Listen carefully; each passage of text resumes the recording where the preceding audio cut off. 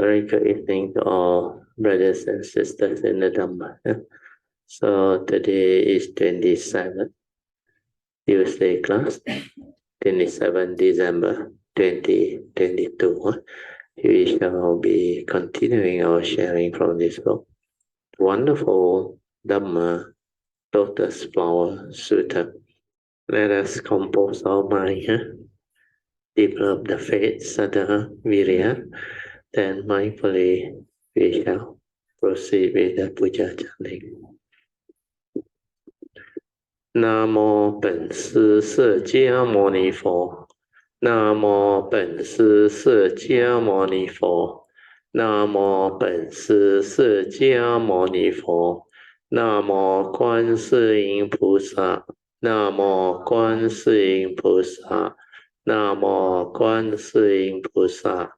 南无阿弥陀佛，南无阿弥陀佛，南无阿弥陀佛，南无弥勒佛，南无弥勒佛，南无弥勒佛，南无普贤菩萨，南无普贤菩萨，南无普贤菩萨，南无地藏王菩萨。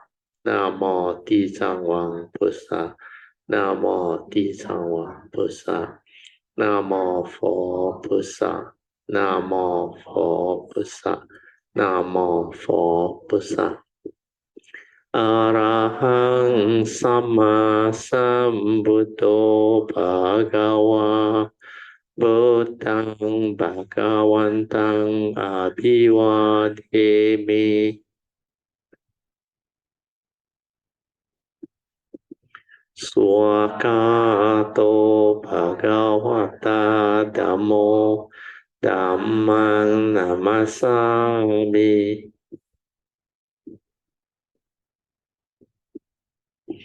Supatipanno Bhagavato Sāvaka Sangho Sanghang Namami Namo tassa bhagavato arahato samma sambuddhassa. Namo tassa bhagavato arahato samma sambuddhassa. Namo tassa bhagavato arahato samma sambuddhassa. Buddhang saranang gacchami, Dhammang saranang gacchami, Sanghang saranang gacchami, Dutiyampi Buddhang saranang gacchami, Dutiyampi Dhammang saranang gacchami, Dutiyampi Sanghang saranang gacchami, Tatiyampi Buddhang saranang gacchami, Tatiyampi Dhammang saranang gacchami, Tatiyampi Sanghang saranang gacchami. Panati pata veramani sikkhapadang samadhiyami. Adina dana veramani sikkhapadang samadhiyami. Kamesu miccacara veramani sikkhapadang samadhiyami. Musawada veramani sikkhapadang samadhiyami. Surameraya majapama tatana veramani sikkhapadang samadhiyami. Patipa Puja. Ganna sarapatitena Dipena tamadang sina Diloka dipang sambuddhang Pujayami tamonudang Ganda sambara yutena dopena hang sukang hina pujaye pujaniyang tang puja bhajana motamang vanna ganda gono petang etang kasuma santatin pujayami monindasa siri pada sarorohe puje mi bedang kusumena nena punnena matena cha hotu mokhang pupang milayati yata idang me kayo tata yati vinasa bhavang adivase no bante paniyang parika pitang anukampang upadaya patikan hatu mutamang adivase no bante pale parika pitang anukampang upadaya patikan hatu mutamang adivase no bante bojanang parika pitang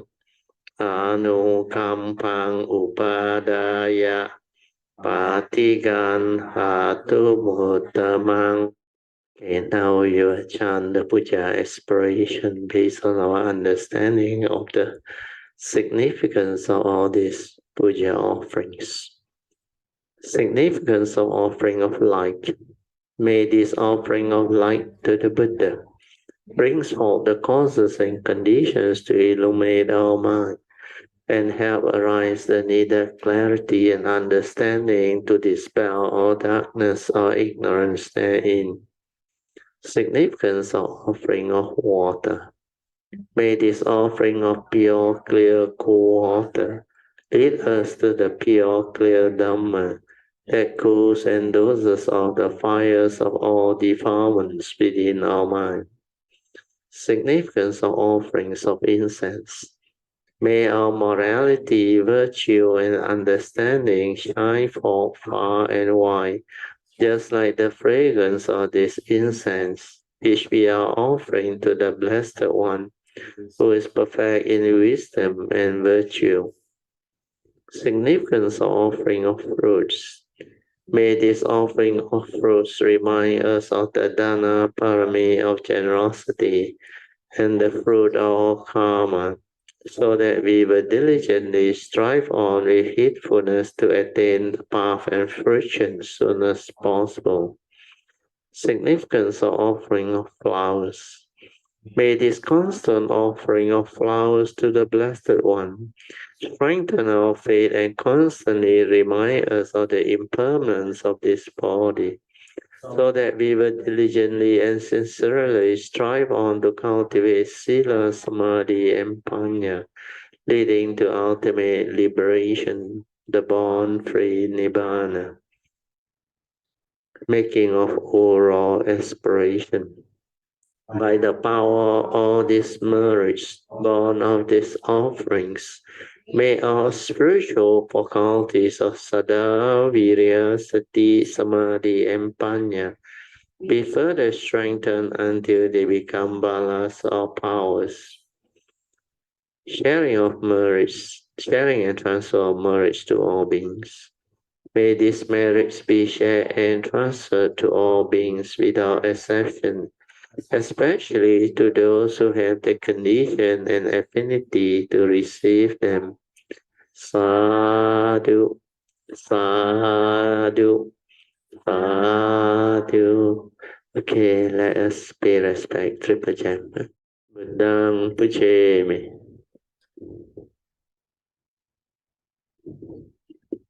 Dhammang puchemi. Sanghang puchemi. This awareness-based meditation is very important, especially for those who are still not stable or new. The first thing we need to do in cultivation is to develop this inner awareness and stabilize it so that you can be heedful or mindful throughout the day. And that is the quality of a meditator, a meditative mind. Without that quality, there is no way one can develop the enlightenment or the awakening. That's why this training to develop the awareness within is very important. So we call it the awareness-based meditation. So to do it is very simple. Like the title show, awareness-based meditation means we are here to develop the inner awareness. When we are aware, there is no thought. The awareness within is just a nature that is aware. It does not know anything. That's why we define sati or mindfulness as an awareness before the knowing. When you are just aware, the background nature, which is the awareness nature, before it manifests into thinking, thought process, creating the mundane mind to develop all the activity of mind, to develop all the mental thinking, mental proliferation, mental activity, mental states, everything that the living being think, they manifest from that nature as thought process, as emotion, as aggregates of mind. That's why the Buddha actually, through his enlightenment, realized that. That's why in his teaching, especially within his essential Dhamma teaching, he immediately identified his mundane mind. Dhammapada verse 1 and 1. And he called it the mano. So this mundane mind is what the thinking mind is all about. What we call as that activity mind that gives rise to the thought process. So the Buddha said, this mind is the forerunner of all things, and this mind is chief. When mind arises, all things arise. That's why all the mind-right creation that we create through our consciousness and the thought process, they actually arise from that mano, or that mundane mind. Before it triggers off, the mundane mind is actually just the pure inner awareness nature within. That's why from that nature all things arise. So that nature within, in the Theravada teaching, is not much explained or taught. They have words here and there. Some call it the Buddha nature. Some call it the true nature, self-nature, and various names. But if you were to develop this awareness-based meditation, then you will come to know that this nature is a very unique nature. Although it is just aware within. Because that is the first thing that manifests from that nature, aware, before it gives rise to thought process, thinking, consciousness, etc. So to realize that is very important. So for simplicity of teaching, I have used the word that mind. We call it by another name. I call it the true mind. Or when the mind is completely silent, without thought, that free mind state, which is just awareness nature. That is our silent mind, meditative mind. It's also the true mind before the arising of thought process. The moment it triggers off the thinking on the thought process of the conscious mind, that becomes the mundane mind, the mano. That one become the five aggregate of form and mind, the mental aspect. But together with the physical body, it is also called the five aggregate, the first aspect. And that one is as a human being or a living being. That's why all this understanding, they are not easy for new people. But after you develop the understanding of the cultivation for a certain while or period of time, then all this understanding, the individual who go through the awareness-based meditation will develop understanding of it, because the awareness within can allow you to observe all this. The silent mind, the true mind, the meditative mind that is just aware is capable of observing and understanding all these things. But when you are lost in thought, dealing with only the mundane mind, then you miss that true mind, the whole nature within. Then you will not understand the true wisdom within. Because thought process, the instrument of thought, can never realize a state that is beyond thought, beyond mind. So these are very important understanding.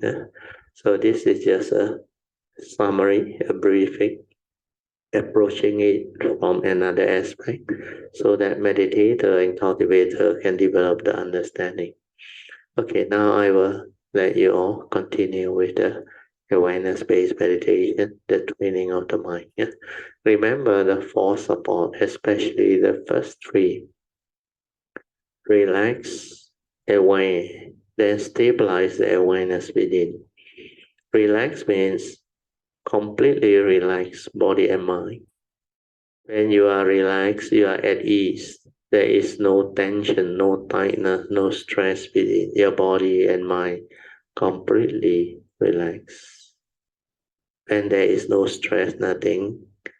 It is tranquil. It is still. It is always at peace. But because it is not relaxed, that's why the form and mind can develop a lot of problems, including stress within, tension, tightness, suffering, misery. Inability to relax is a sign of delusion, ignorance. The cultivator who has the ability to understand will know how to relax, because they can feel the stress within. The awareness is very sensitive. Yeah? So that the first support of relaxation is very important.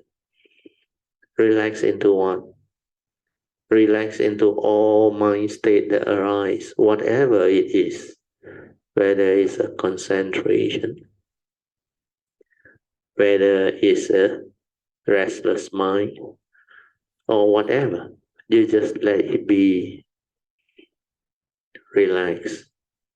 Any contact arise, aware, finish, relax.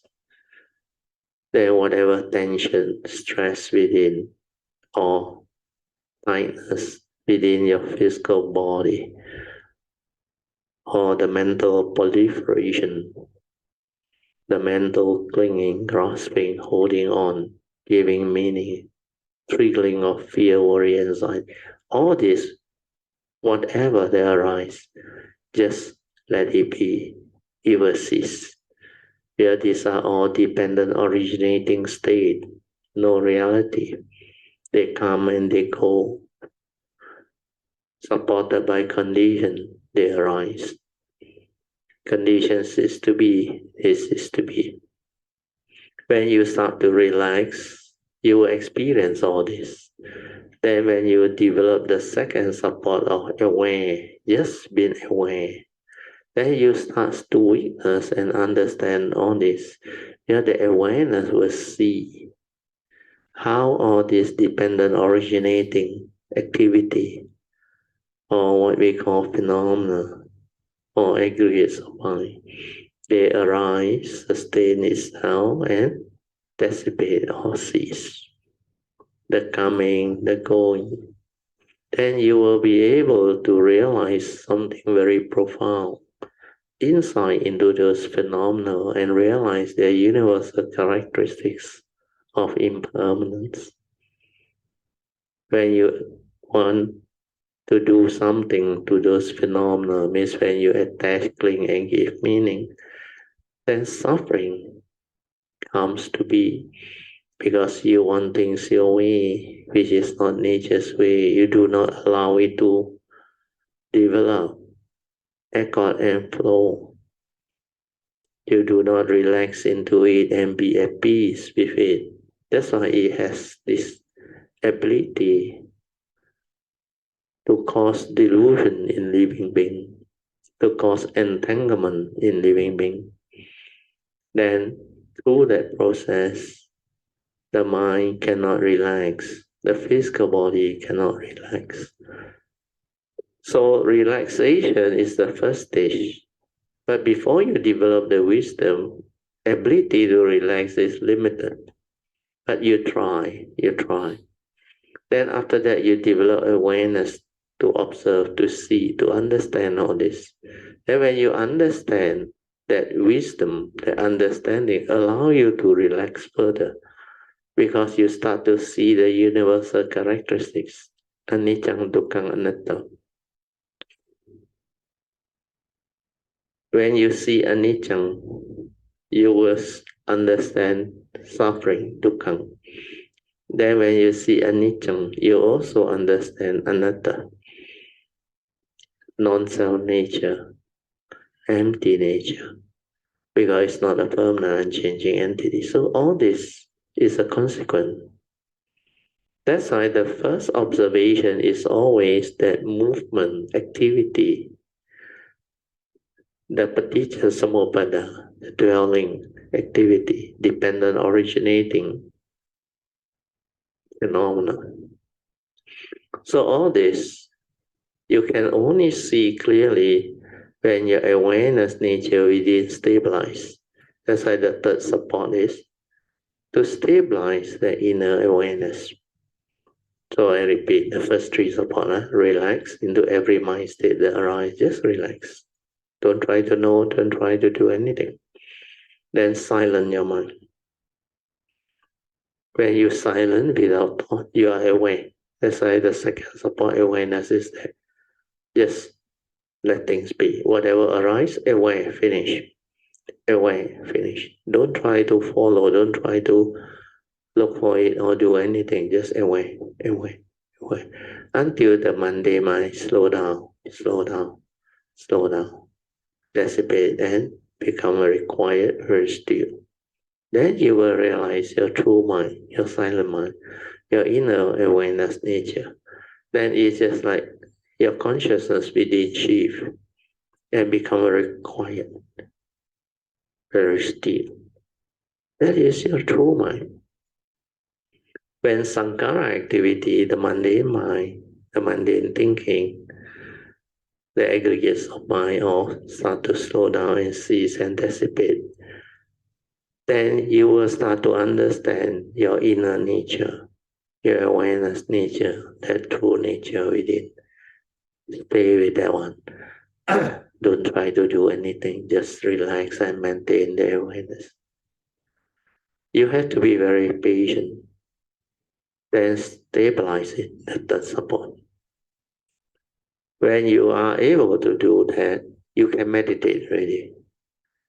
You can insight in the phenomena, you can understand what is going on, because that awareness is the basis of observation within that nature. It observes without word, without the observer. It's just the awareness nature observe. And through that, it understands what is going on.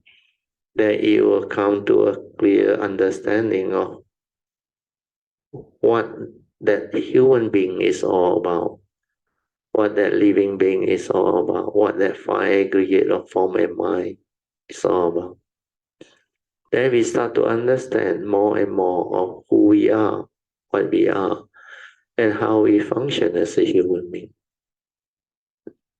That's why it will lead to self-knowledge, knowing clearly the unreal and the real. Through this, the meditative awakening will arise. So when you understand this, meditation becomes very easy. Then after that, there is another support, the fourth one, which is trust. That one, no need to do so early. For those who have not stabilized the first three, it is not easy to do the fourth support. But if you have stabilized the first three, then what you can do is you continue to silence everything and stay at your heart area. Your awareness nature, stay at your heart area. Just allow that nature to trust. We trust that nature to move, to develop the meditative movement and activity. No more mundane mind coming in to interfere, to interpret, or to do things. It is just that nature detecting things and creating the movement. If you continue to stabilize the awareness and stay there, then one day when the understanding is true, is deep enough, stable enough, then that nature, that true mind will detect there is something within that you can detect. Then something will happen. Then the movement will be activated. And the cultivator within means the one that is in that state. The form and mind connected to that true mind will know what is it. And it will understand very clearly. And that trust, that fourth support movement is completely a different movement. For those who have been through, experienced, and developed it, they will know. Okay, you can slowly, mindfully come out of the meditation. Try to maintain whatever inner peace, inner calmness, and inner awareness that you have developed. These are the mind states that we need to make use of when we live our life, so that we can integrate all this awareness-based training, mind state, into our daily life. The moment you are able to be aware in the midst of life, which means you can be heedful in the midst of life. Because to be heedful, you need two qualities. The Buddha called it apamada, heedfulness. To understand what heedfulness is, you have to refer to Dhammapada verse 23. The apamada vagas. Verse 23 says, the constantly meditative, ever mindful and steadfast one, they will realize the born-free nibbana. Which means if you are heedful, like what the Buddha mentioned under Dhammapada verse 21. Heedfulness is the path to the deathless, whereas heedlessness is the path to the dead. The heedful never die, whereas the heedless are as if dead. So this is very clear. You cannot be heedful in the midst of life. You don't stand a chance as far as this spiritual teaching is concerned. That's why ability to be mindful is the beginning of meditation.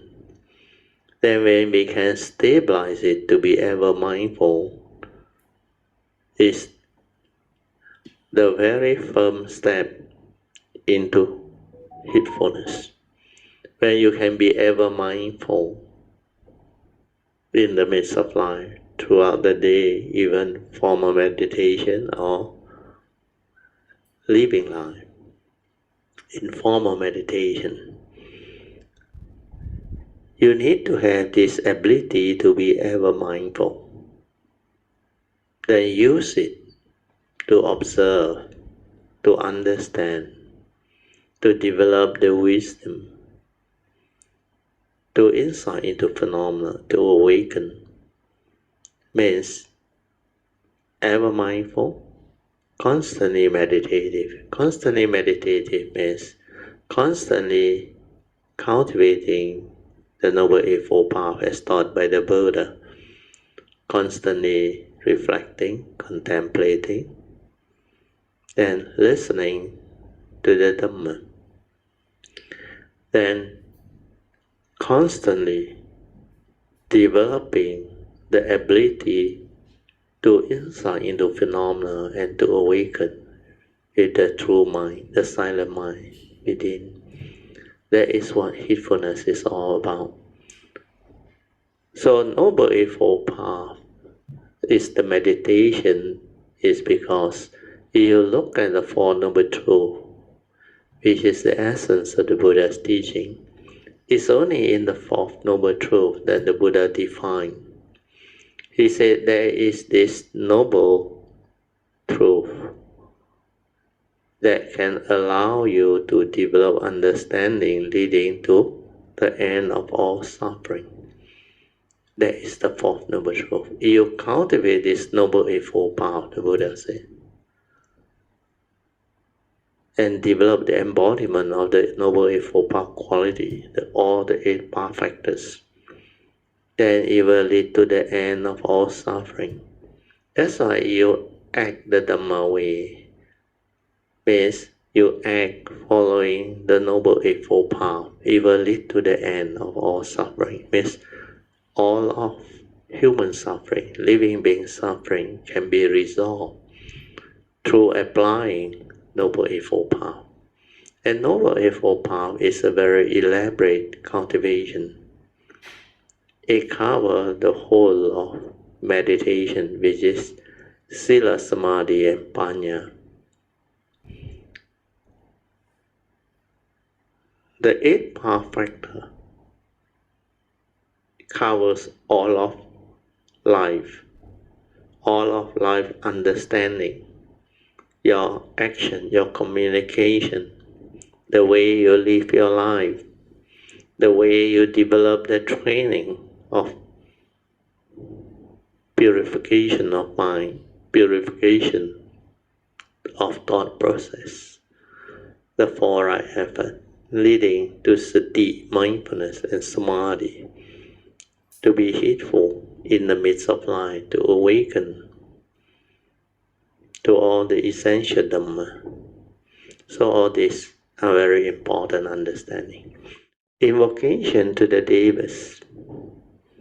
In this universe, in their entirety, let the deities or Devas come here. Let them hear the good teaching of the King of Sages, which gives heaven and release Nibbana. This is the time to listen to the teaching. This is the time to listen to the teaching. This is the time to listen to the teaching. Samanta Chakawalisu Atraha gachantu devata Saddhamang muni rajasa Sunantu sakamokadang Dhamma savanan kalo ayang badanta Dhamma savanan kalo ayang badanta Dhamma savanan kalo ayang badanta Namo tassa bhagavato arahato samma sambuddhassa Namo tassa bhagavato arahato samma sambuddhassa Namo tassa bhagavato arahato samma sambuddhassa Iti peso bhagava arahang samma sambuddho Bija charana sampanno sugato lokavidu Anuttaro purisa dhammasarati Satta deva manusanang buddho bhagavati Swakato bhagavata dhammo Sanditiko akaliko Ehipaseko opanaiko Pacayatang veditabo Venohiti Supatipanno bhagavato sāvaka sangho Ujupatipanno bhagavato sāvaka sangho Nyaya patipanno bhagavato sāvaka sangho Nyaya patipanno bhagavato sāvaka sangho Yadidang cattari purisa yogani Atta purisa pugala Esa bhagavato sāvaka sangho Ahuneyo pahuneyo dakineyo anjali karaneyo Anuttarang punyang ketang lokasati Sadhu Sadhu Sadhu at page 416 Sariputta, what is meant by all Buddhas, world-honored one, appear in the world only because of the causes and conditions of the one great matter. The Buddha, the world-honored ones, appear in the world because they wish to lead living beings to realize the knowledge and vision of the Buddha and gain purity. They appear in the world because they wish to demonstrate to all living beings the knowledge and vision of all the Buddhas. They appear in the world because they wish to lead living beings to awaken to this knowledge and vision of all the Buddhas. They also appear in the world because they wish to lead living beings to enter into the path of the knowledge and vision of the Buddhas. And we go to the commentaries. There is an outline, rhetorical question, actual explanation of the sutta. Then the singularity of the pneumono. This one is very interesting. The word singularity of the pneumonal. Pneumonal is the opposite of phenomena. So there is this twin word, phenomena and pneumonal. So when you are at the singularity, the beginning of all things, they call it the singularity. From there, everything arises. So you can return to the singularity, you will have the all-knowing knowledge or wisdom, omniscience, because from there, the whole thing manifests. The creation, the whole manifestation, the arising of existence, life. Even the theory of our creation, which is the present universe, scientists, they try to come up with hypothesis or theory to explain how all these are possible. So there are many hypotheses put forward, and the most popular and most commonly well accepted one is still the Big Bang theory. It seems from the beginning of time there is this singularity. From there it bursts into action, and they call that the singularity that manifests. That's why from there the expanding universe started. Until today, it has not finished. So there is this understanding which the scientists also come to conclude. If we can get to that beginning, then we can know all the happenings. Because from there, all things manifest. All creation starts, manifests, and become what it is today. It is something that is very difficult to comprehend. It is a wisdom factor that is beyond the comprehension of most living beings who uses the mundane mind. This one you need wisdom, you need the true mind, the awareness nature to understand. That's why the Buddhist teaching has this understanding. The Buddha called it the original nature, means 本来的面目 in Mahayana, means that original true nature before all things arise. And some call it the oneness nature, because from there all things arise. So it's just like the pneumonal. The pneumonal is that oneness, that totality. Then within that pneumonal, phenomena exists within. There is also another way of expressing it, because all this understanding is beyond word, beyond thought, beyond mind. You cannot interpret it. You need to use word analogy to actually explain it.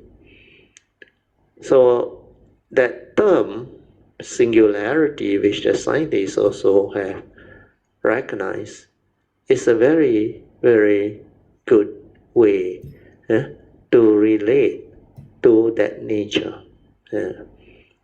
So with that in mind, we move on, then I will explain further.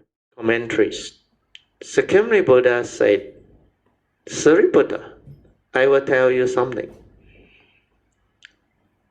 The sutta say, what is meant by all Buddhas, world-honored one, appear in the world only because of causes and conditions of the one great matter. What does this mean? I will tell you. The meaning is all the Buddhas, the world-honored one, come into this region, the Saha world, means our world system, because of the one great matter of the birth and death of living beings. And because of the various type of karmic retributions living beings must undergo. That's why this one great matter is, in Mahayana they use the word 了生死. 了 means to transcend birth and death. Yeah. So to transcend birth and death is to be free from samsara, free from all the becoming that leads to affliction, suffering, misery, that leads to all the various type of karmic formation leading to karmic retributions of living beings. So this one great matter is the most important. That's why cultivator of the way, we develop the cultivation of the Dhamma is to transcend birth and death, to realize the unconditioned. Like the Buddha said, if it's not because of the unconditioned, the existence of the unconditioned, escape from the conditioned world will be impossible.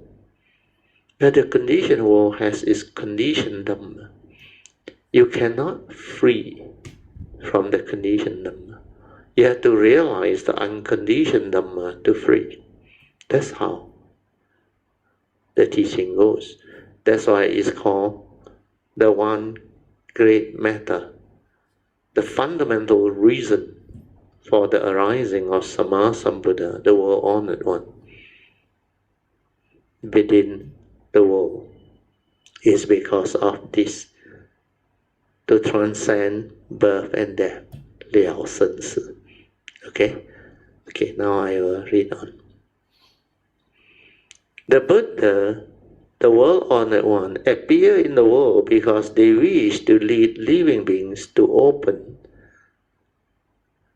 the knowledge and vision of the Buddha. Means to introduce you to this teaching.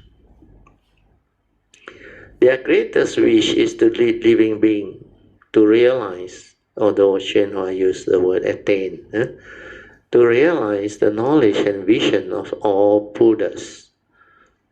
Opening here means the Buddha's knowledge and vision is the opposite of closing the Buddha's knowledge and vision. When was the door to the Buddha knowledge and vision shut?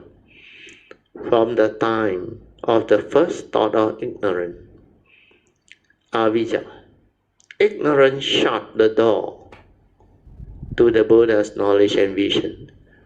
Now we are opening up again. So they use this word open, is to express that meaning. It's also to lead us to this teaching, so that we can root out avijja, ignorance.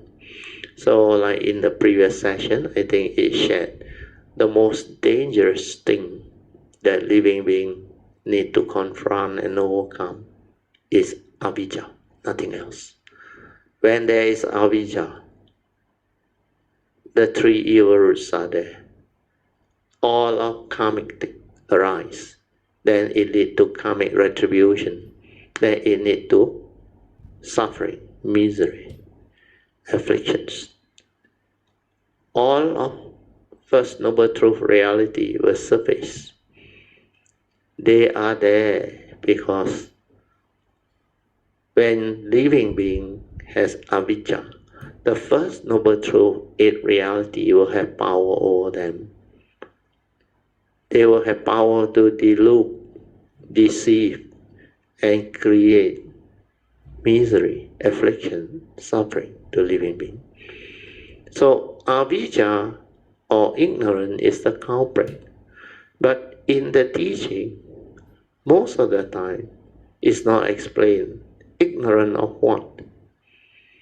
The English dictionary, ignorant means normally you are not educated, uneducated person. Then they say, this person is ignorant. He doesn't know a lot of other things. Or he is not educated. He doesn't have understanding of life or maybe education and other things. But nowadays, education alone is not the only problem. When you look at life, you look at existence, ignorance is not necessarily related to education. As we all know, Huining don't have any education. Ignorance is not just without education, because if you look at the six patriarchs, Huineng,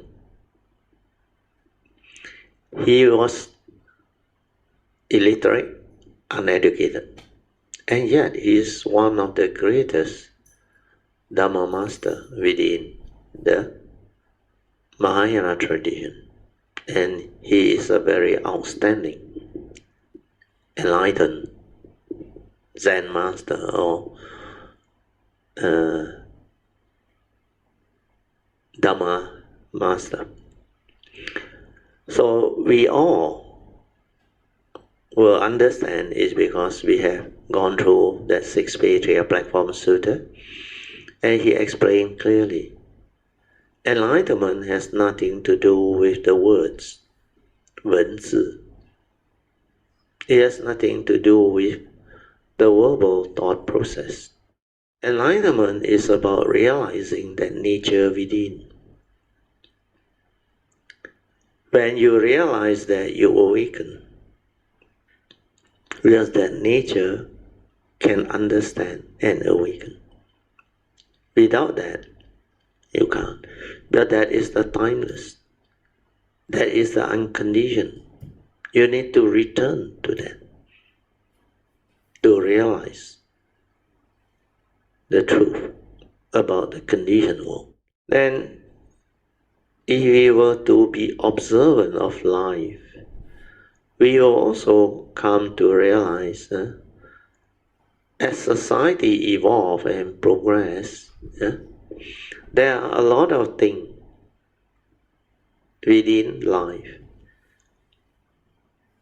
If you don't develop that understanding to move on with the evolution of society or life, you cannot cope, you cannot catch up.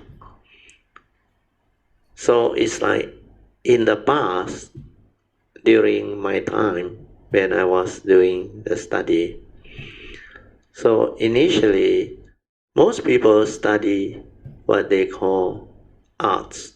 Science was very seldom studied, and science students were not many at that time, especially technical engineering and all those things. So at that time I took up engineering, I studied science. Then to me, if you don't understand science, you don't understand engineering, you are like, to a certain extent, deluded, ignorant. You cannot fit, you cannot cope with life. A lot of things you cannot understand. That's why I realized as an engineer, I can understand a lot of infrastructure things. How the highway, the buildings, the infrastructure, the hospital, or whatever that we witness, the development of cities, township, and even all the resort and all those things. You need to have an engineering knowledge or mind to understand all this, project management and everything. Then later on, after my generation, my children's education, I realized now is the IT revolution, IT boom, AI technology era. Without AI, you are really like ignorant, deluded. You don't know how to use the handphone also, the mobile. You don't know how to actually interact with society and the world. Banking, everything, payment, everything now, e-wallet, whatever, all digital. The world has turned digital. So when we talk about avijja, it is a very wide scope. That's why the Buddha, in the very first instant when he taught this teaching, he was very wise. To him, avijja means ignorant. Ignorant of what? Ignorant of truth. Basic truth. Essential truth. Means all of truth within nature. That's why his teaching is called Dhamma, the truth. When you understand Dhamma, you understand truth. And the essence of his teaching is the Four Noble Truths. But from the Four Noble Truths, all the other essential Dhamma spin off from that. That's why when you understand truth, you understand Dhamma, you understand life. No matter how society evolves, when you understand truth, you understand mind. When you understand mind, you can study science, you can study engineering, you can study IT, technology, or whatever, even the future evolution of mankind, or society, or whatever. The most important understanding is about the mind. We understand mind, we understand truth. If you don't understand mind, you cannot understand truth. Because mind gives rise to all things.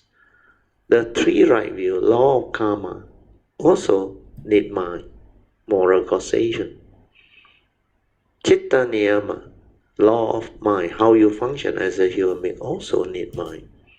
Dhamma niyama also need mind to understand truth. That's why the teachings of the Buddha is the teaching of mind, the true mind and the mundane mind. That's why this teaching is very unique and very rare. And to penetrate this is not easy, because it's just not the mundane mind alone. The mundane mind is only a very small aspect of the totality of possibility of mind. So if you look at life, you look at existence, you will start to understand how profound the Buddhist teaching, the Dhamma, as proclaimed by the Buddha is. Because it involves another nature within, which is the awareness nature that the scientists cannot penetrate. The scientists, most of them are non-cultivator, non-meditator, and they cannot penetrate that. And the awareness nature is not like the mundane mind can come out with all the what they call scientific gazette, the microscope, the telescope to probe and to do all this. The awareness nature cannot come out and live life. It has none of all those things. It's just that nature within. Unless you meditate to realize that, you cannot understand what that is. And that one won't follow you forever. That one is not like any other thing. Like the Buddha said, it needs to be realized by the wise, each for themselves, to be in that state. That's why that one involves eons and eons and eons of cultivation, following the Bodhisattva way, which all Buddhas has actually discovered. And from there, they cultivate, they develop their movement. Then they from there share all this understanding and knowledge through all the lineage that they created, and the affinity that the cultivator of the way developed with all Buddhas and all the great beings. That's how this become possible. Otherwise, to develop it like science, or using the technical know-how, it is not possible, because the instrument limits them. You need to be in that state of no thought, silent, to realize that and to continue to probe that. And that probe can only happen by the individual form of mind that come for that period, segmented life. Then the continuation need the understanding of the four basic vows to go this Bodhisattva way. Okay, so now we move on to the sharing again. The Buddha, the world-honored one, appear in the world because they wish to lead living beings to open the knowledge and vision of the Buddha. This one we have covered, huh? Okay. So this one is like when you have avijja, the Dhamma door to enlightenment is like shut. Then you have to cultivate, to realize that Dhamma door, to open it up again. That's why without sasana it's not easy. Huh? So here, Hsuan also mentioned from the time of the first thought of ignorance, which the Buddha also mentioned. Ignorance shut the door of living being from this understanding of the Buddha's knowledge and vision. So when people ask Sakyamuni Buddha during his time when he existed 2,604 years ago, the question about the beginning of life, he said, inconceivable, he used the word inconceivable, is the beginning of the first thought of ignorance that condition living being into samsara. Why did he use the word inconceivable? Well, it cannot be conceived by ordinary living beings. It can only be understood by the Sammasambuddha who have perfected themselves. So don't waste time trying to trace all these things. So this word, from the time of the first thought, means the beginning of the first thought of ignorance. That one is inconceivable. It's the beginning of the first thought of ignorance. Okay, with that I will move on with the sharing. What is the Buddha's knowledge? The Buddha's knowledge is the heart of every living being. The heart is complete with the Buddha's knowledge and vision and wisdom. So why is it the heart? Because there is the gateway to our nature. So that nature is that oneness nature, the Buddha nature, the original nature.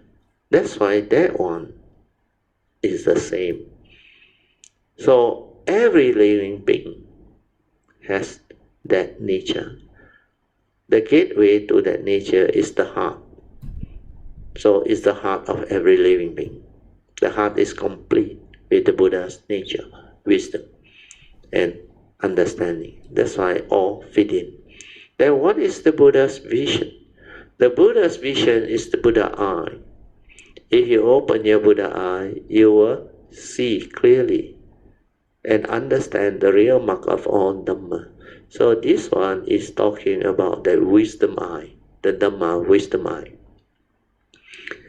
And the sutta say, and gain purity. What is the meaning? Before we have opened our Dhamma eye or Buddha eye, in all respect, we are impure and unclean. How are we unclean? Because of ignorance. And because of ignorant affliction, cause and subtle delusion and various troubles cause our nature to become seemingly impure. It is as if we are impure, but basically we are pure. Because we have not opened the Buddha's knowledge and vision, we have not yet rediscovered our fundamental purity. Sakyamuni Buddha wished to lead all living beings to return to the roots and back to the source, the source, the singularity, to open up the knowledge and vision of the Buddha. This is why he appeared in the world. He appeared in the world and manifested the 8 signs of accomplishing the way. There is another term that is used in the Surangama Sutta. They call it the primordial nature. So the primordial nature is immediately when the first thought of ignorant avijja arises, then that true nature becomes the primordial nature. Means already impure, no longer pure, but still relatively pure. It's still like very near the true nature, primordial. But the first thought of ignorance already went in. That's why from there, life, existence, living being arise. We have gone through that Surangama Sutta. If you want to go through, you can go and read up a bit. Then I will rush through this a bit. The eighth sign of accomplishing this way, or the way, is he came down from Tusita heaven. He descended from Tusita heaven. Here they use the word palace.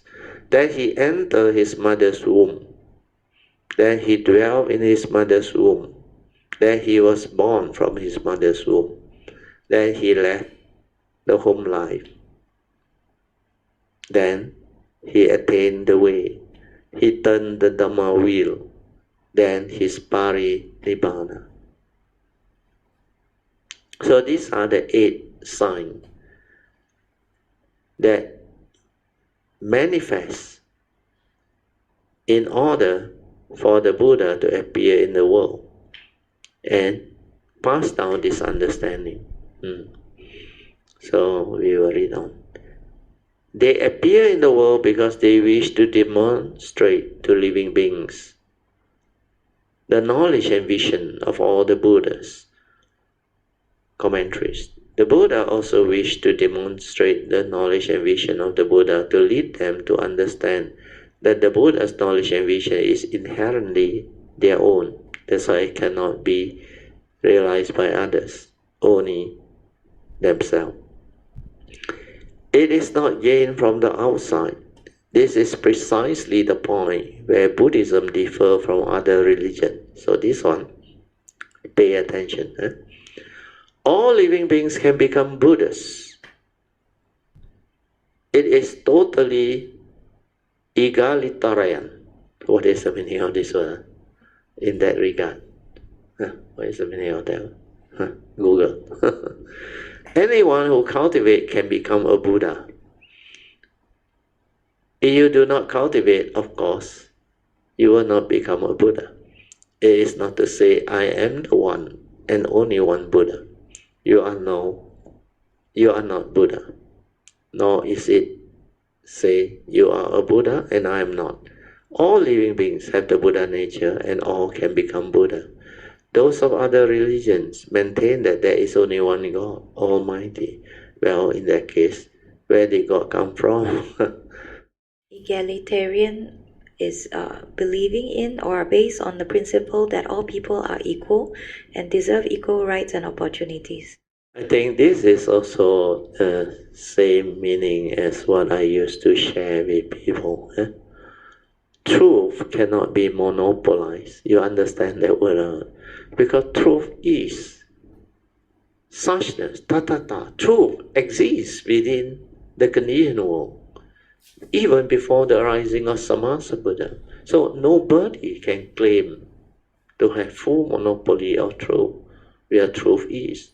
It's not your truth, not my truth, not anybody else's truth. It's truth itself. The truth is the reality. Whatever that can explain the way things are is true. And what is that? Nature's law that governs life and existence. These are all the truth. The essential Dhamma are all the truth within nature. That's why truth is. So this word, egalitarian, I think is a good word. Means you cannot monopolize. Means anybody who put in the cultivation, develop the understanding, can actually realize this teaching or understanding. He was also there, they say. You cannot ask that. It is a sin to ask where God came from. This is Master Shenhua's explanation. How could such a question be a sin unless, of course, there is no God? In which case, it will be a sin. If there was a God, it could not be a sin to ask. If you ask him, he should clear the matter up for you. You cannot say that if you do not understand something and ask a question about it, you are committing a sin. That does not make sense at all. It is unreasonable after all. God is just the ruler of the heaven of the 33 hermits, King Saka. So this one, I think I just want to add a bit before we end. When I was young, in Form 5, I told you we had a group of us, a classmate, about 5 of us or 6 of us, I forgot already. We were searching for truth. We don't know where to find truth. We went to all the religion. Of course, we went to the Christian. We even went to the Islam, the Muslim religion, and we asked around. And because being a science student, that time I also not connected yet. I also don't have much understanding. But the basic scientific mind actually help us. So we were science students. So when they explained to us about the theory of the concept of the Almighty, the God, and all those things, so we were listening. Then after we listened, then we say, we have question. Oh, they're very happy to answer our question. But then when we ask, the question that come out, they say you cannot ask this type of question. Because they keep on talking about God created and all those things. So I say, okay, based on creation, then who created God? Wow, that one is like taboo, like宣化say, but they didn't say it's a sin to us. They use this word, they phrase it very nicely, which I think they're able to make use of it. He said, God is almighty, beyond question. You cannot question God. God has a reason for everything. So I say, that's it? He said, yeah, that's it. I said, never mind. You know that we will find another truth. We will seek somewhere else. That's why I had left. So, not to say we are trying to degrade any other teachings or religion. No, we respect them. All religion actually taught basic good. Most of them teach us to avoid evil and do good. Basically, that is what religion is all about. But then, how far does each religion go into the search for truth, the realization of truth? Depend. Some may be probe further, some may be more limited. So, when it comes to searching for truth, realizing truth, it depends on your path, your capacity to understand. So different people, different. But basically, for my nature, after what I have gone through, after what I have developed as understanding, there is one thing I can share with you. The Buddhist teaching is very, very unique and very ultimate. Very, very ultimate. It covers not only the unconditioned, even the conditioned world. The understanding of life, very extensive, very complete, all aspects. And this is something which, after so long living in this world, I mean this life, coming to 70 years, I have yet to come across a teaching that is so complete, so profound, and so beautiful. And this is the teaching that is accessible by all, not impossible. It's not like the esoteric type of teaching where you need to be very special to have the ability to understand it and to realize it. No. A normal human being who is willing to develop the faith, the clear understanding, can do it. But of course, you need to know a lot of other things, coming obstruction and all those things. You can clear all those things, then you can actually progress along the path very easily, the path of Dhamma, cultivation, to realize this truth. Some religions say no, that is not our God. The spelling is wrong. Our God is another one. If that is the case, then where are you going to fit the Lord of the Heavens of the 33? Means the Tawatinsa heaven, the heaven of the 33 gods. Unless you push him off the throne or persuade him to step down, he is still God. Actually, in Buddhism, God is the Dhamma protector. But most people do not understand this teaching. They also do not understand the doctrine of no beginning and no end. They merely know that which has a beginning and has an end. This one is also, has no end. This one is also a very big topic. Only Dhamma practitioner can penetrate this and understand this. From emptiness, everything arises on. That's why from nothing, there is all thing. From all thing, ultimately there is no thing or nothing. So very complicated concept. But Buddhist cultivator of the way with the Dhamma understanding can understand this. As they understand it, everything began with God. Heaven and earth were created by God. God is eternal. He has no end. He lives forever and never die. He is just what they think, however. So this is Hsuan's version. As to the Buddha, in the heaven and below, only the Buddha is honored. But everyone can become a Buddha. It is not that just Sakyamuni Buddha could be a Buddha, and no one else is allowed to do so. No. The Buddha of the 10 directions had the same power. They are all the same. They do not say, I'm the only one. Nobody else can be like me. They just been a dictator. Now, the Buddha wants to to demonstrate clearly that living beings are complete with the Buddha's knowledge and vision.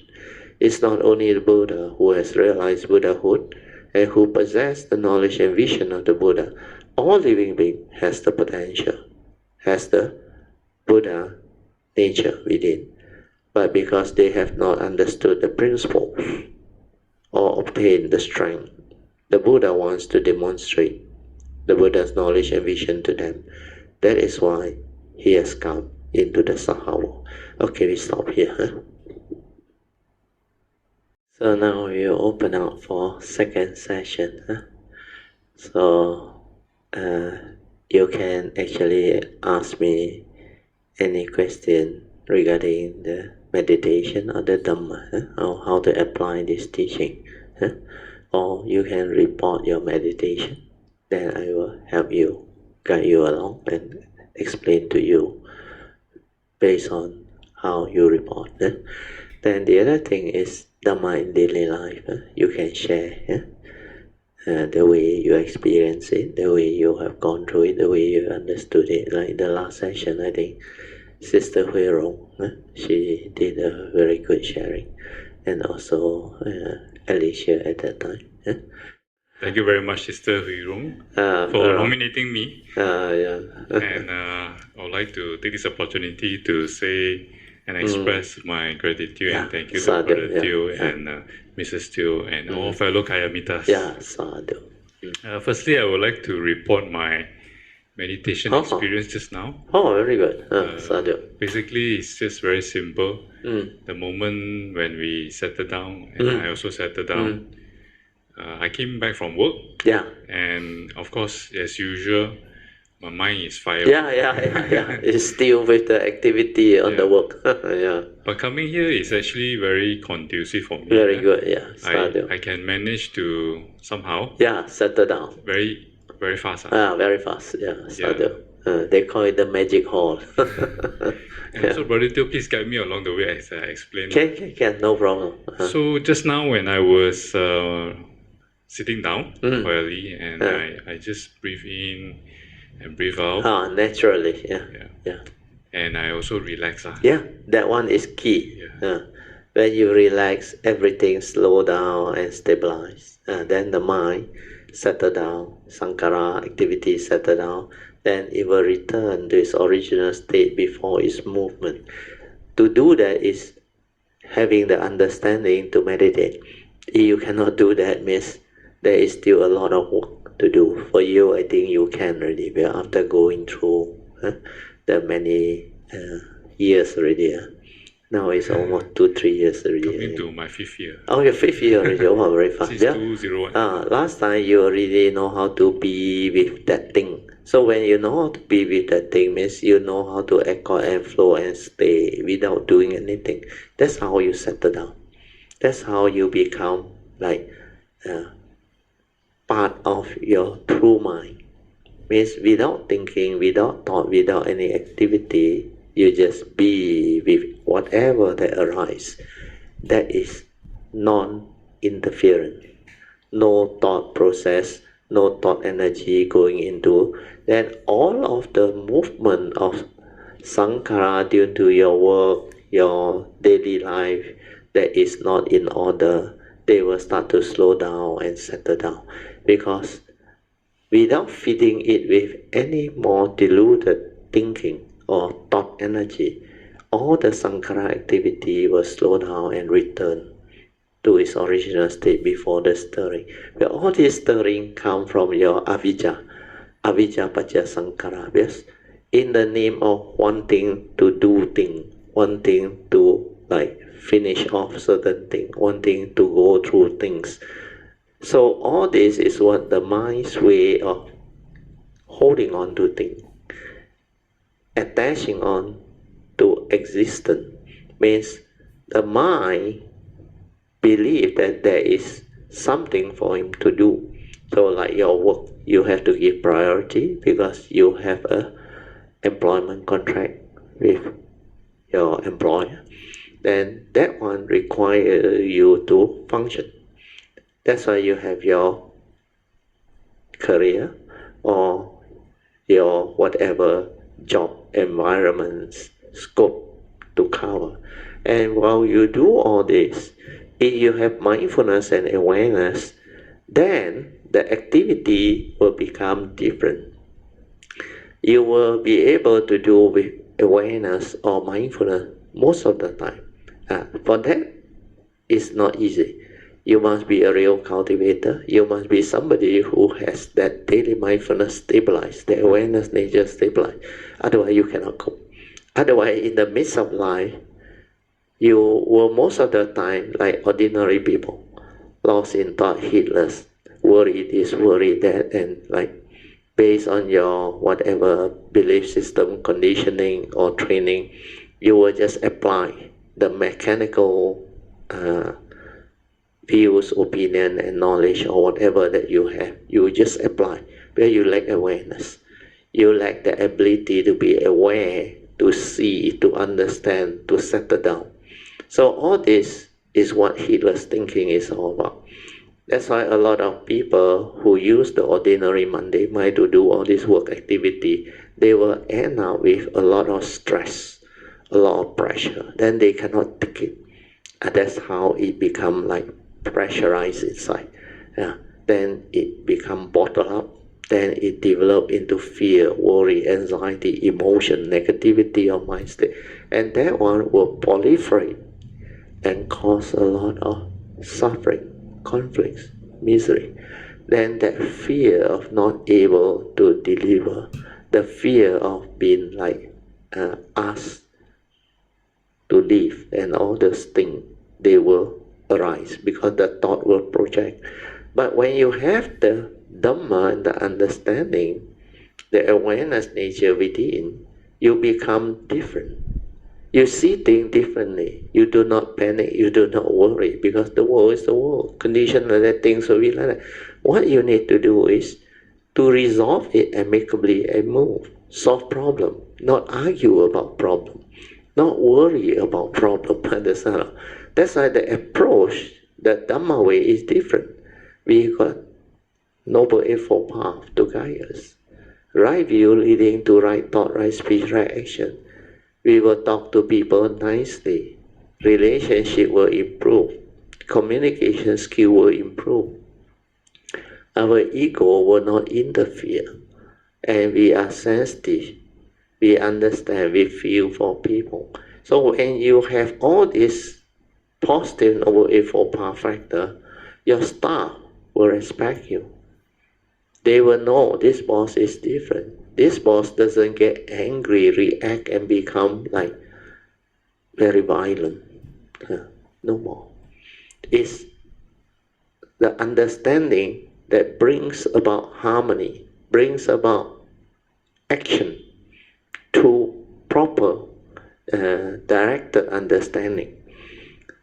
Like certain things that need to be resolved amicably, you will work towards it and find the amicable solution to resolve it. You will not argue with people. You will not try to scheme, try to cheat and do all those funny things.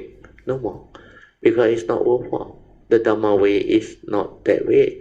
The Dhamma way is to be ethical, morally,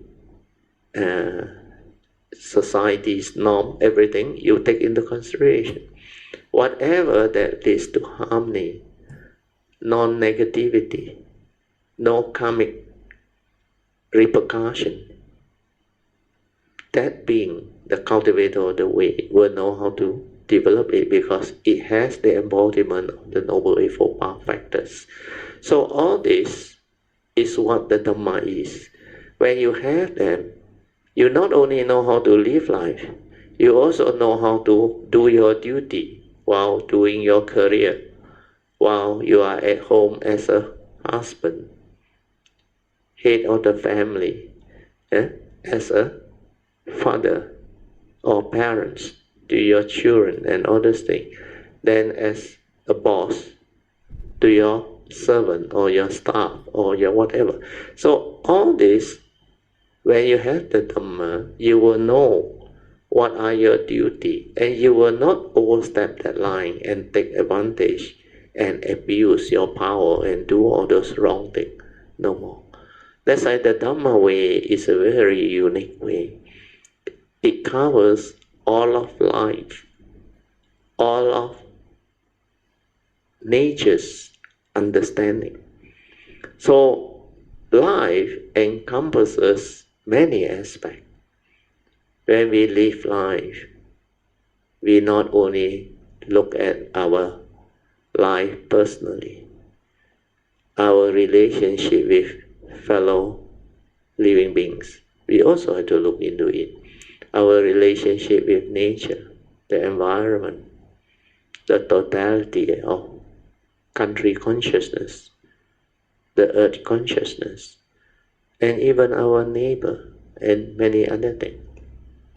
So it covers the entire existence understanding, not only about our thought process, about our nature, our duty within this conditioned world, then how to establish relationship, how to establish our ability to resolve issue amicably and move on, solve problem, help people, lead to world peace, lead to more harmony, understanding. So all this is the embodiment of the unique teaching that we have already received from Sakyamuni Buddha or the Buddhist essential Dhamma.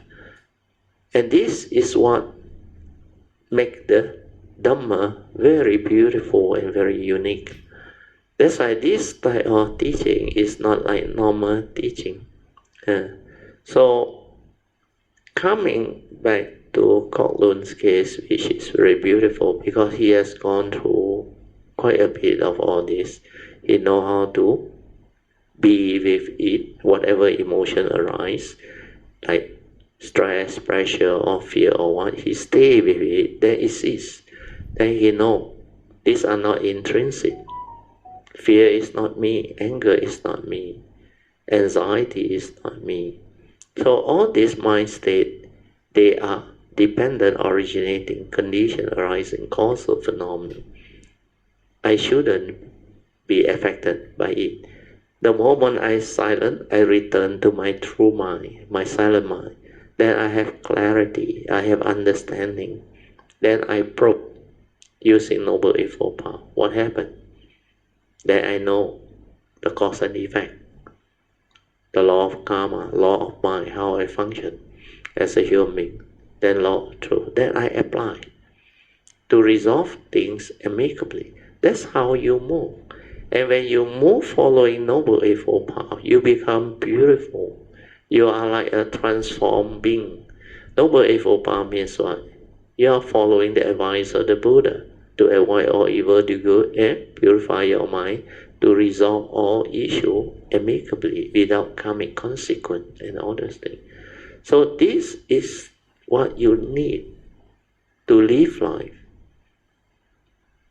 to develop the understanding of life, and to become like a blessing to all, not only to yourself, your loved one, but also to others, to the world, to society, to the environment, to the entire existence.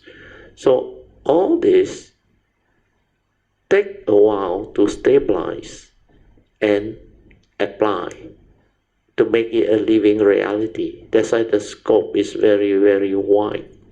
But it can be done. So Kok Loon is going through that phase, which is very beautiful, because in the early years, I remember, he resolved a lot of the construction site problem, which actually is a very tough area of career. Because I been a civil engineer before, I went through, I know, we call it the war zone. Jin Xiong in Cantonese, 好似戰爭 every day also at war, because a lot of problem, a lot of things to resolve on, and construction site, if you are the contractor like Kok Loon, everything is against you, because you have to be answerable to everybody. At least if you are the consultant, you are not so bad. The contractor answerable to you. You only answerable to your client. So a lot of these things, as you go through the career path, you will start to develop understanding. And for him to be able to resolve and finish out the project amicably, and the staff all like him in the earlier phase, shows that he has applied quite a bit of what he learned, and it has been very helpful to him and enable him to become different. That's why now, even his relationship problem earlier on that he explained with the father, the brother, get resolved. Then also with the worker, with the boss, they get resolved, and they are quite beautifully, amicably resolved. Then what he is going through now is beautiful. The next phase is to apply all this understanding to enable him to develop the meditative mind at will. Means wherever he is, he can settle down. Later on in the office, he will be able to do. If I'm not wrong, by now he should be able to do. But at the office, you can settle down very fast also. But to have good meditation, of course, if you cannot do it at home, you have to come to places like this or retreat area, and stabilize it. Then it will actually enable you to develop the stability to be able to be at peace and settle your mind down, like when you are here. It can be done. But although this is a magic hall, it's to help cultivator the way who has the faith to settle down fast. Then when you realize this, like many Kayamita, then they like to meditate. they will continue. Then the religious routine that I taught you all become very important. You can make it a living reality. Throughout the day, you develop mindfulness.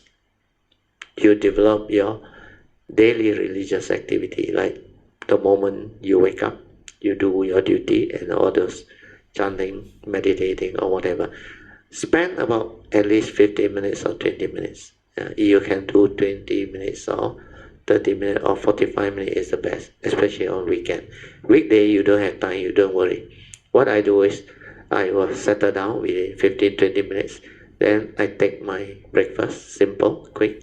Then I drive mindfully. I reach office. Most of the time I reach office early, I meditate. Then I resolve my problem. Then after that, when I have no meeting, I will be free.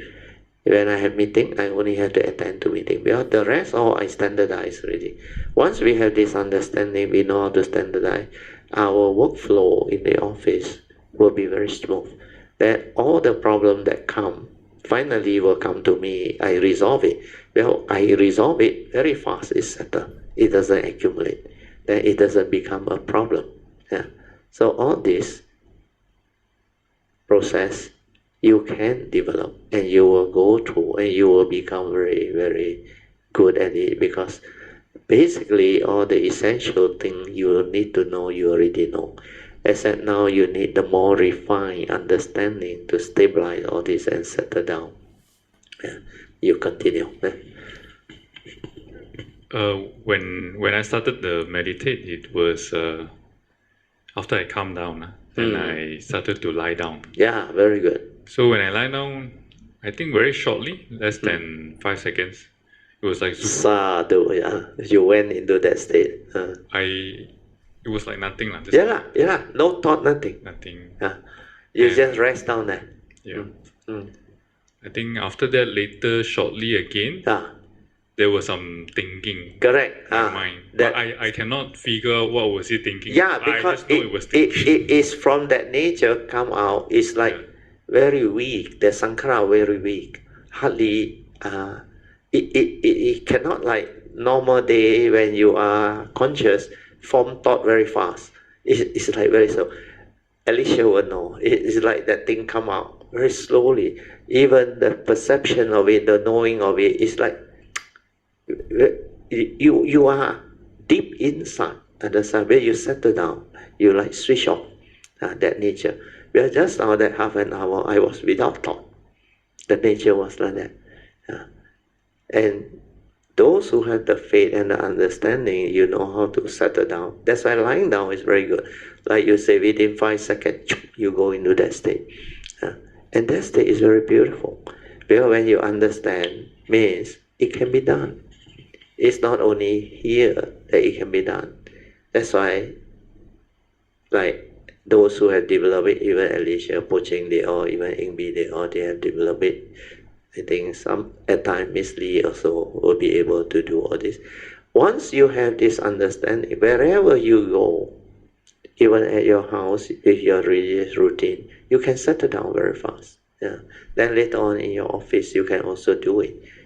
You have a room to yourself or not? It's in a container. I know. Container cabin. That one is good enough. When you arrive early, nobody will disturb you. Then you meditate for a while. Then during lunchtime, if nobody around, also you can meditate for a while.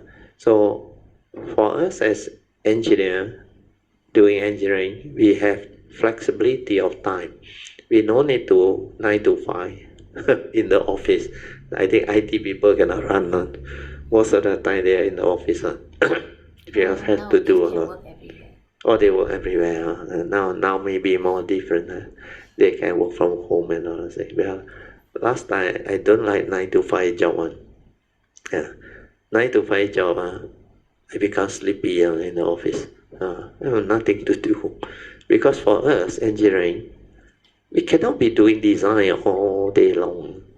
We need to walk around the site. We need to see the construction site. We need to resolve the construction problem within the site area. We need to organize our workforce and all that. And we got a lot of people under us. as a project team and all those things. So there are many things. Then we have to monitor the progress of projects and all those things. They call it project management. That's why I find that career more interesting, because it involves office, it involves field, it involves the project site, then it involves traveling too. Sometimes to go and attend meeting, attend briefing, or to view projects, potential projects for future maybe acquisition, merger, or whatever. So these are the things that makes my career interesting, because it covers so many aspects, and I get to travel, I get to visit places, I get to understand and experience a lot of things. As I went through my whole career path, everything that a civil engineer can go into, I actually experienced them. I went through them. Although I started as I think the private sector, I went to the contractor side first. Then the government called me up. I went to government body.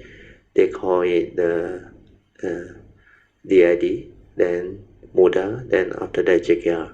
Then later on I went to statutory body, government department, but semi-government university.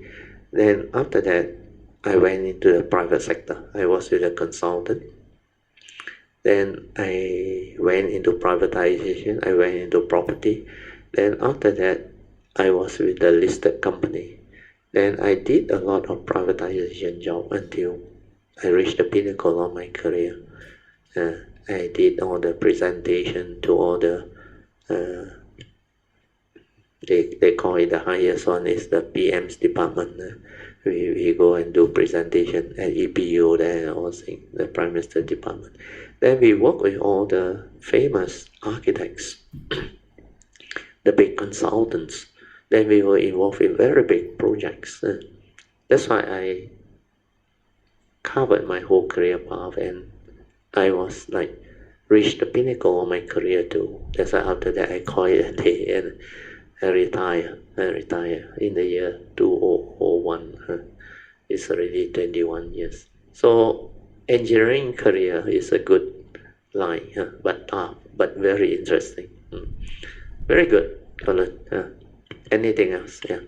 Yeah, so while I was meditating, right, then I was aware that there was my mind. The activity up there. How it happened, how it start, how it slow down, how it continue, and what it do. You will be able to know. Yeah. Where the awareness inside can see all this. This round I'm aware. Then I can say, or I can say hey, relax. Yeah. And then the thought just correct. Slowly disappear. The energy just dissipate. Yeah. Just gone. Very good. Then after that, I think I went to a bit of deep sleep until I was. You need to rest. Your body, I was snoring a bit. Your body need to rest, which is very good. But you were fresh after that. Yeah. That was a very short time, but. Yeah, enough to recuperate. Very fresh. Very fresh. Sadhu. Yeah, that's very my good. report for my meditation. Yeah, very good, very good. Let us rejoice. Sadhu. This should be the way. When you know and understand it, it's very easy. No need to do anything. Just relax, like he said. Then let it settle down. Be with it. And just let the thing go. Meditation don't need a meditator inside there. When there is a meditator inside there, you become very difficult to settle down. Because that meditator create a lot of thinking. Am I doing it correct? Is that the way? Is that what Brother Theo said? What are you doing? You're verbalizing. The thought is actively verbalizing, chattering, doing all this. What you need to do is relax and let things be. Let things be means whatever arises, like you are dead, aware, finish, aware, finish. Then it will settle down. Then like Kok Loon said, you will suddenly, within 5 seconds when you lie down in a relaxed state, you go in. Means he went into his nature, silent, completely still. There's hardly any thinking at all. Then it takes a while for him to come out. Today, although I say half an hour, but my instruction takes 16 minutes now. Total 46 minutes now. Do you know that? Because I checked the clock. 8:15 I started. 16 minutes later, 8:31 only I finished my instruction. Then only I clocked in the 30 minutes of awareness-based meditation. And within that period, he can do that. He's so busy at the work site, only off and on Kok Loon can come and he can do it. That's why a lot of Kayamita should be able to do it. It's not difficult. It's just the understanding. Like the Anita, he confirmed he's a lady, 58 years old. So, sing doesn't mean man. But the word Anita confirmed lady, 58 years old. He said he is a clinical consultant. What is a clinical consultant?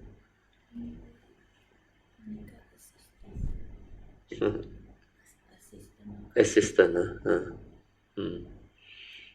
He worked for a pharmacy company, but she went through life quite tough. She said she's also a divorcee. But she actually pick up very fast. She understands. She can pick up the advice and the pointer very fast. Straight away, she can pick it up. So, yeah, scientist. Not assistant, not consultant. Yeah, it's a scientist, clinical scientist. Yeah. So all this will be very beautiful. I share it. I think in the Kayamita just now. You all can read through it, then develop the faith and the understanding. She, based on what she reported, I think she is very happy with what she has developed as understanding over the last few months after he keep on listening to our sharing. Even that day after I shared with you all, he said she listened, and she was very happy that I shared with you all. Then he make a very strong note of the advice and the pointers given. Advice and I think the pointers must be the word pointer. The advice and whatever that I wrote inside. I remember I spoke a lot of all those is to help her, and she can pick it up very fast. Then, like she said, towards the end, after she experienced all the silent mind, now she can go in to be in that state without thought. The silent, still awareness. Not like last time. Last time he need anapanasati to bring her in. He need to settle the mind, then only she. Now, very fast, she can just go in. That's how it can be done. She has never seen me. She only listen and she follow instruction, like your sister Puja. She just do. And it can be done. And all these people who do the same thing will report the same thing. She experienced the oneness thing, but she don't know how to describe it. Because she don't have the stability. She full of joy. She go through. She said there were a lot of things that she understand, but she cannot put it into words. It's like that. The Dhamma is like that. It's not something that other people can understand, because at this moment she went through, she will have a lot of joy on. She will know what this thing is, and very beautiful. But she's at those stage. That's why I later on advised her. I said there are more things that can be developed and understood to stabilize all this understanding. So the first three support, she has started doing it quite well. Except she need to stabilize it more. The relaxed part also need to stabilize it more. Then the aware part also need to stabilize it. Then after she did that, I told her I will teach her the fourth support. The fourth support, surprisingly, Han's sister Puja. The moment I instruct her and explain to her, she did it. The next day she went in, and the thing happened. I also, got such people around. Not easy, because that one is very difficult. The fourth support, unless you have your pass, you cannot do it. And because of the faith, he just went in and described it so beautifully. So, okay, Colin, any other thing? Summarize. That's all I want to report, and I would like to take this opportunity also to thank all the fellow Kayomitas behind the scene who helped to do the recording and all the online classes, because it really helped me, especially all the recordings. Thank you very much. Chin Hao play a big role. My daughter, Christy, a lot of them. And at times, Hsuan also. She, of course, do the recording and all those things. And he passed the MP3. Then Brother Teo, Pamas Radio. I think the group effort. A lot of people help out in the short video, even Pucheng, many of them. Ingbi, and also a lot of other Kayamita. So we should actually rejoice and thank them. Sadhu, sadhu, sadhu. Okay, very good. So we should end. Thank you so much, Alan. So let us share merit, transfer merit, then we will do the usual closing puja. Akasata ca bhumata deva naga mahindika punyang tang anumoditva chirang rakantu loka sasana Itawata jamehi sampadan punya sampadan sabbe deva anumodantu sabba sampati siddhya idang me nyatinang hotu sukita hontu nyatayo idang me nyatinang hotu sukita hontu nyatayo Idang me nyatinang hotu sukita hontu nyatayo Devo asatu kalena sasa sampati hetu cha Vito bhavatu loko cha Raja bhavatu dhammiko Imina punyang kamena Mame bala samakamo Satang samagamo hotu yawa nivana patiya sadhu sadhu sadhu. Okay, you can pay respect mindfully to Lord Buddha, Kuan Bodhisattva, and all the worthy ones. Then we will end the whole Zoom session. Sadhu sadhu sadhu.